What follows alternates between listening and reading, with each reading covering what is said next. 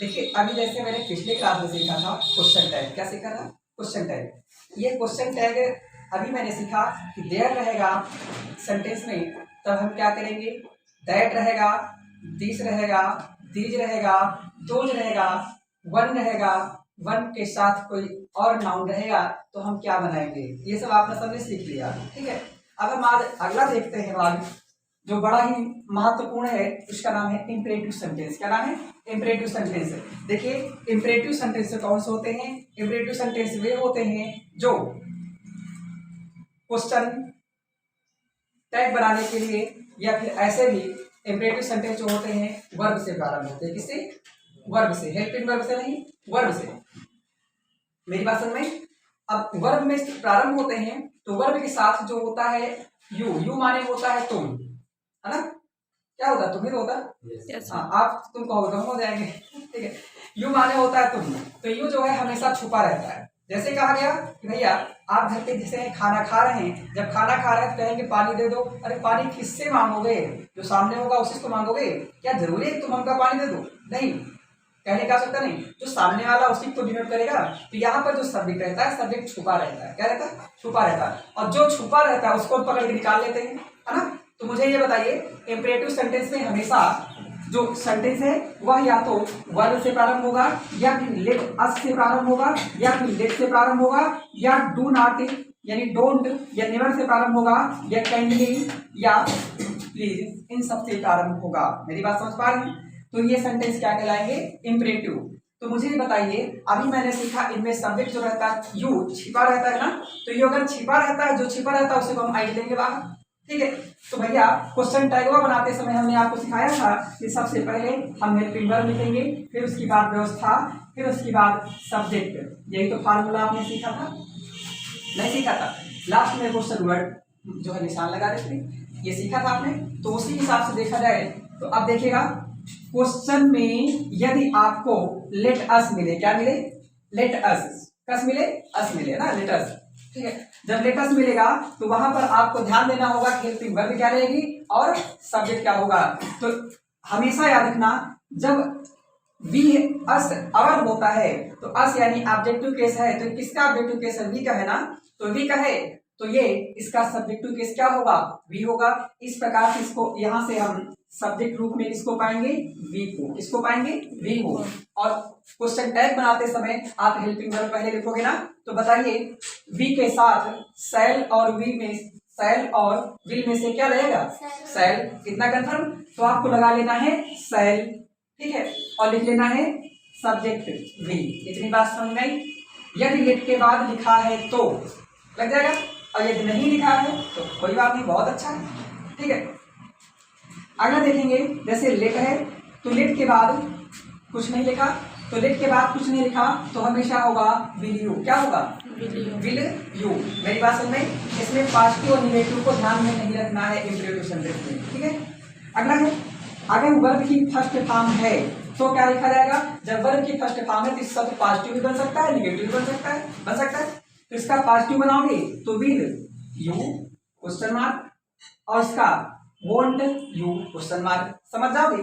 उसकी बात है, अगर डोंट या नेवर है तब तो नेगेटिव होता तो पॉजिटिव ही बनेगा ना, समझ पा रहे हैं? तो ये होगा विल यू, और इसमें प्लीज या काइंडली है तो ये भी पॉजिटिव और नेगेटिव दोनों हो सकता है, तो पॉजिटिव नेगेटिव दोनों बना सकते हैं। मेरी बात इतनी समझ में आई? कोई समस्या? आइए एग्जाम्पल कुछ देखते हैं। जैसे कहा गया है लेट अस प्ले क्रिकेट, तो बताइए let us play cricket, let के साथ क्या लगा है? अस, और अस के लिए सब्जेक्ट क्या बनेगा? बी, तो इसके साथ लगेगा सैल, में से चलेगा सैल, तो बन जाएगा सैल और बी, फिर क्वेश्चन मार्क। बताइए कितनी बात आप सबको समझ में आई? इधर सबको समझ आई बात? यानी लेट अभी आपने सीखा कि अगर लेट के साथ अस है तो शैल बी लग जाएगा। अब यहीं पर देखिए, तो यहाँ पर लिखा है लेट और इसी का शॉर्ट फॉर्म लिखा है अस का, ठीक है। तो ये भी यहां से भी सब्जेक्ट क्या निकल आएगा? बी। इसका भी क्या बनेगा? लेट, जो लेट्स है, लेट्स से डांस टुगेदर मतलब होता है दोनों, ठीक है। लेट माने आओ, ठीक है, मतलब कहने का आओ दो जगह डांस करें, होता है ना ऐसा, कहते हैं आइए दोनों लोग क्या करें? डांस करें। तो इसके लिए लेट्स डांस टुगेदर, तो इसके लिए हो जाएगा वी, क्या होगा वी, लगेगा साथ में क्या सेल, तो ये हो जाएगा सेल वी। इतनी बात सुन गई पक्का। और ये क्वेश्चन मार्क। अगला है लेट अस गो, यहां पर क्या निकलेगा वी निकल आएगा, क्या बनेगा सेल, सेल वी। इतनी बात सुन गई, यस सर। ठीक है। अगला अगला है कॉल द पुलिस। अभी मैंने सिखाया कि जब वर्ब से प्रारंभ हो तो क्या करना होगा, इसके दो बन सकते हैं ना, एक पॉजिटिव और नेगेटिव बन सकते हैं, देखो गलत तो नहीं होगा। तो ये हो जाएगा, बड़े इंपॉर्टेंट है, पेपर में आएंगे तो ध्यान देना होगा। इसका एक क्या बन जाएगा विल यू, क्या यहाँ कोई सब्जेक्ट लिखा नहीं ना, तो हो जाएगा विल यू, कौन विल यू क्वेश्चन मार्क। दूसरा क्या बन सकता है नेगेटिव बन सकता है, तो क्या बनेगा नेगेटिव आपका बनेगा वोंट यू, क्या बनेगा वोंट यू, वोंट यू। ये बात सबको समझ में आई, लग जाएगा। उसके बाद यहाँ पर नेगेटिव है तो नेगेटिव का नेगेटिव बनेगा ना, नेगेटिव तो पॉजिटिव ही बनेगा ना, तो यहाँ पर क्या हो जाएगा, इसको आप बनाएंगे तो आपने देखा है कि जहां पर डोंट या नेवर होगा वहां पर विल यू ही होगा, तो इसका क्या बनेगा विल यू। देखो कितना आसान, बहुत आसान, ठीक।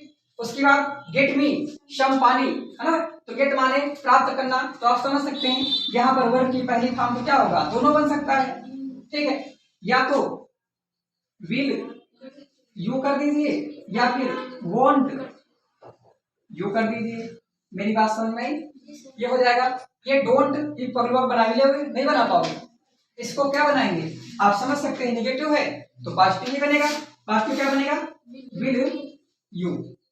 सुधीर समझ में आई भैया, बहुत बढ़िया बोलते हो। अगला लिखा है let me study, let me study, तो लेट मी स्टडी अभी मैंने सिखाया है, यहाँ पर इसका क्या बनेगा, तो अभी यहाँ पर आपने देखा, तो जब कभी भी कुछ भी रहे तो इनको समझ जाइए कि यहाँ पर लेटेस्ट के साथ ये होगा, केवल लेटेस्ट के साथ देखना है, बाकी दुनिया भर के कौन लेट के साथ लगा रहे सब कैसे लगा देना है, मेरी बात समझ में।